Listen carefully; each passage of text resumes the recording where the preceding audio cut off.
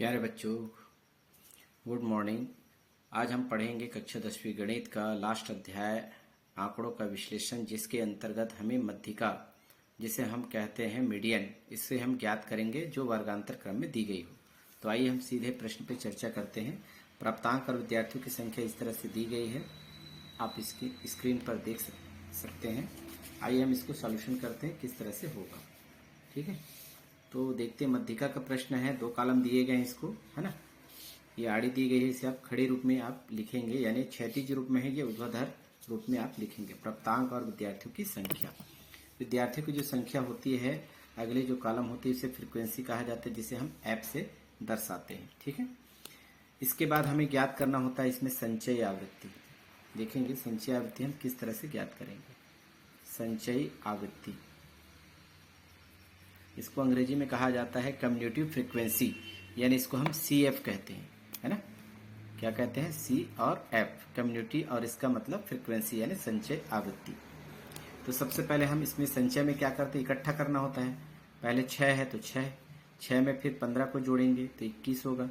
21 में 25 को जोड़ेंगे तो कितना होगा? 46 होगा हमारे पास।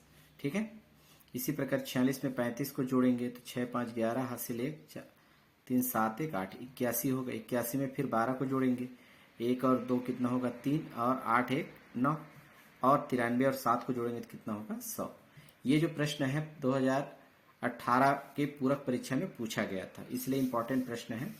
तो इस तरह से हमारे पास मध्यिका में 2 कॉलम दी जाएगी, तीसरे कॉलम संचय आवृत्ति के रूप में निकालेंगे। अब इसमें हमको क्या करना है, देखेंगे यहाँ पर ये जो विद्यार्थियों की संख्या है एफ के जितने भी डाटा है इसका हम योग करेंगे, सिग्मा एफ के रूप में लिखेंगे। ठीक है, इसी को हम लिखते हैं एन से भी प्रदर्शित करते हैं, क्योंकि इसका है योग हम यहाँ पर किए थे संचय आवृत्ति में। लास्ट कितना था? 100, तो इसका योग भी कितना आएगा? 100 आएगा। ठीक है, आगे हम देखते हैं इसमें क्या निकालना है। अब यहाँ पर देखेंगे ना, यहाँ पर क्वेश्चन को सॉल्व कर रहे हैं। यहाँ पर मध्य बिंदु का मतलब होता है एम से, है ना। तो इसका एक फार्मूला होता है n/2, यानी n का आधा कर देंगे। n का मान हमारे पास कितना है? 100, तो 100 का आधा कितना होगा हमारे पास, है ना, 100/2। तो यहाँ पर m का मान कितना आ जाएगा? 50। अब 50 को देखना है कि ये 50 CF में यानी संचय आवृत्ति में किस नंबर पर होगा। तो हम इसे कलर में थोड़ा सा चिन्हित कर देते हैं ताकि आपको स्पष्ट हो सके। 6 में शामिल नहीं होगा, 21 में शामिल नहीं होगा, 46 में भी शामिल नहीं होगा, क्योंकि 50 ज्यादा है। तो 50 किस में शामिल होगा? 81 में शामिल होगा। इसकी संगत आवृत्ति क्या हो जाएगी, सॉरी फ्रीक्वेंसी क्या होगी? 35। अब इसकी वर्ग सीमा क्या होगी? 30 से 40 होगी। ठीक है ना, ये तीनों डाटा होगा।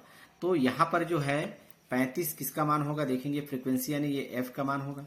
ये क्या है? 30 और 40 निम्न सीमा उच्च सीमा, इसे L1 और इसे हम L2 से दर्शाते हैं।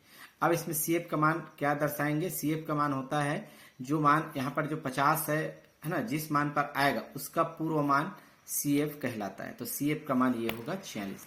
यहीं पर दर्शा देता हूँ, C और F का मान 46 होगा। ठीक है, तो यहाँ पर हमको लिखना कैसे है कि मध्य बिंदु M बराबर 50 किस में आता है? 81, है ना, जो है ना संचय आवृत्ति 81 के अंतर्गत है, 81 के अंतर्गत है। इसकी वर्ग सीमा, इसकी वर्ग जो सीमाएं हैं वो है 30 से 40 है। ठीक है, ये लिखेंगे। सारे मान आ चुके हैं तो लिखेंगे L1 बराबर 30 निम्न सीमा, L2 उच्च सीमा है 40। I क्या चीज है? वर्गांतर है, यानी इसमें अंतर कितने का है? 30 और 40 के बीच का अंतर है 10 का। ठीक है, इसी प्रकार से हमें n का मान तो यहाँ पर प्राप्त हो चुका है ना, सारे मान आ गए। अब f का मान बचा, उसको लिख लें। f फ्रीक्वेंसी कितनी है?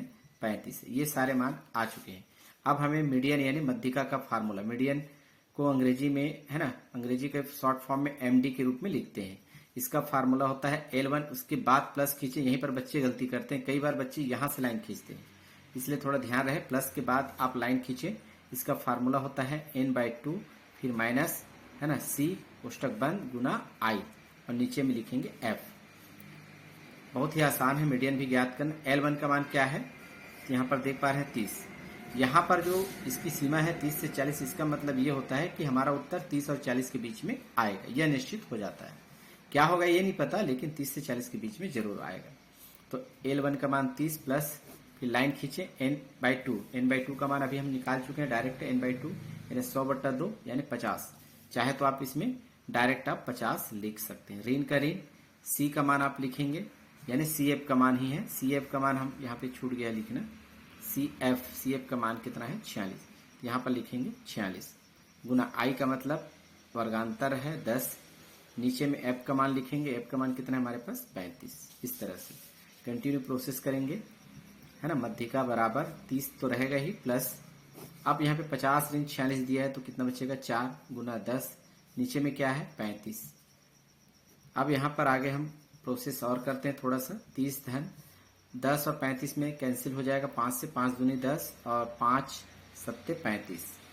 अब ऊपर में 4 गुना 2 यानी 8 बचेगा और ये बटा 7, 8/7 यानी हम 7 से भाग देंगे। ये रफ कार्य यहीं पर कर लेते हैं, साइड में थोड़ा सा जगह बना के, हमारे पास जगह है। 7 से भाग देना है 8 को, तो 7 एकम 7, तो यहाँ पर 1 बचेगा, भाग नहीं जाएगा, दशमलव का प्रयोग करेंगे, शून्य लगा लेंगे, 7 एकम, फिर एक बार जाएगा, यहाँ पर बचेगा 3, ये 30 हो जाएगा, और 7 के 21 7 चौक 28, कितने बार जाएगा 4, दशमलव के 2 अंक तक आपको लेना होता है। तो यहाँ पर 8/7 की जगह क्या लिख सकते हैं 1.14। तो इस तरह से है ना, मीडियन बराबर 30 धन 1.14। इसमें पूर्णांक है 1 और ये भी पूर्णांक है, तो पूर्णांक का योग पूर्णांक से होगा, और ये अपूर्णांक है दशमलव के बाद। इस तरह से हम मध्यिका 30 में 1 को जोड़ेंगे तो 31 होगा, दशमलव के बाद कौन सी संख्या 1 और 4, यही आपका आंसर होगा। इस तरह से हम क्या कर सकते हैं, आसानी से मध्यिका को बना सकते हैं। आप स्टेप को आराम से देखिए, तभी आपको ये मध्यिका समझ में आएगी। ठीक है, धन्यवाद।